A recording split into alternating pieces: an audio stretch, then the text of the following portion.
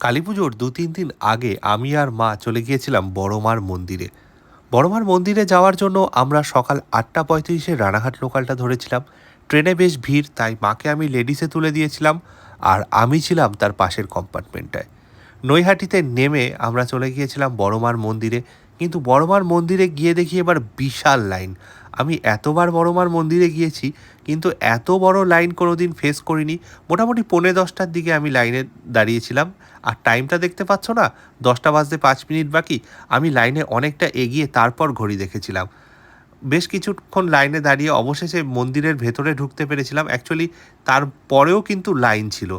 এই এই যে লাইনটা এদিক থেকে ওদিক ঘুরিয়ে ঘুরিয়ে তারপরে অবশেষে সুযোগ পেলাম বড়মার মন্দিরে।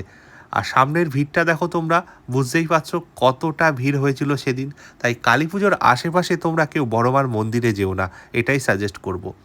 আর বড়মার মন্দিরে এবার গিয়ে বেশ ভালো এক্সপিরিয়েন্স হলো। অনেকক্ষণ ধরে বড়মার মন্দিরে থাকতে পারলাম আর বড়মার খুব কাছ থেকে বড়মার ছবি তুলতে পেরেছি। অ্যাকচুয়ালি আমি যখন দড়িটা ছেড়েছিল আমি একদম সামনে পড়ে গেছিলাম, যে কারণে একদম সামনে যখন ডালাটা দিলাম না, তারপরে আর আমি পেছনে যেতে পারিনি। আর এদিকে দেখো কালী পুজো উপলক্ষে বড়মার মাটির মূর্তি তৈরি হচ্ছে, কি বিশাল!